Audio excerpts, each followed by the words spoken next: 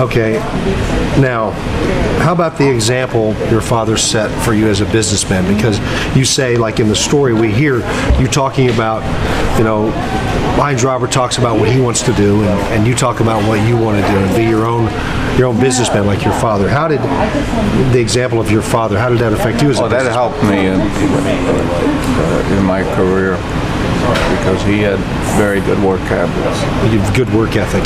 Yeah. All right, Bill's number 5 question. Okay.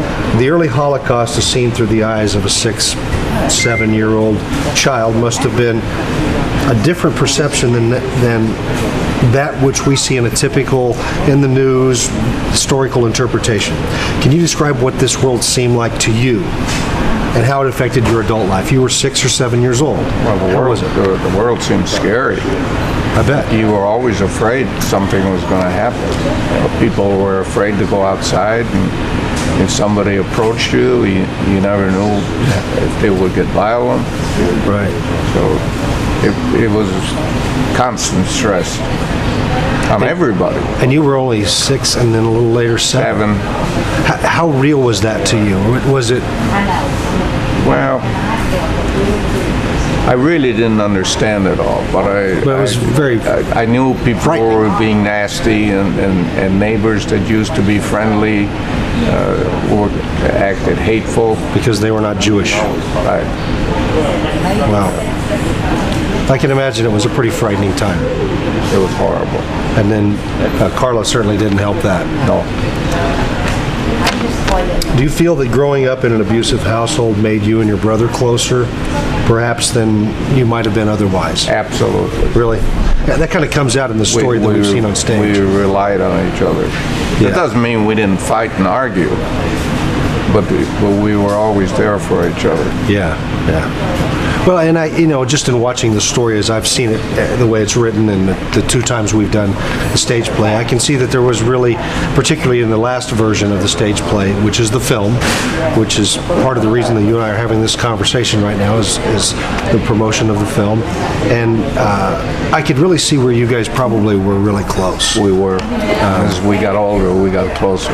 Yeah, that's excellent. I mean, I could see that in the story as it comes out.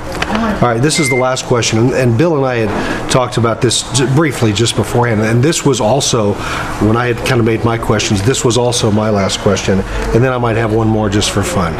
It won't be about the Cubs, though. Okay. Okay. The last question is, what is the single most important lesson you'd like to see the audiences walk away with after they've had a chance to see the movie True Brothers? Oh, that's easy. Forgiveness and love. Forgiveness and love. So are you saying then that well, Carla was still alive. Did you have a forgiving heart then? No. You did not? No. You carried that for all those years? All those years. And you didn't forgive her until she passed on? Right. But that's a great lesson, because so many people think that because forgiveness hurts who? I mean, if you hold a grudge or if you have hatred, who does that hurt?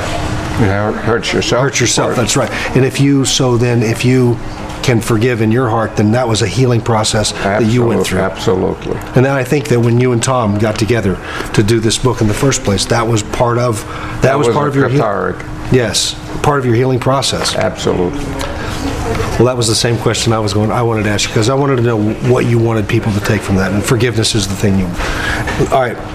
I guess the only other question I would have would be, what else do you want to say? I mean, if there's anything else that you want to say other than what you've already said, what would it be? Well, I think people should love each other and respect each other and be tolerant and not ashamed to talk about it. That's an important part. Yes. So many things kind of get swept under the rug, don't they? Right. We don't talk about them. Because some people die not having told somebody they were abused. Yeah. And I think the first step is to be honest and talk about it. Yeah. Wow. Well, Mr. Abeles, it's a pleasure to know you. My pleasure. It's an honor to have played you once in a play. And I'm glad to see you come and take a bow, too. Great. If we do this play again, will you come and take a bow for Absolutely. us? All right. Thank you, Mr. Abeles. You're welcome. You're a good man.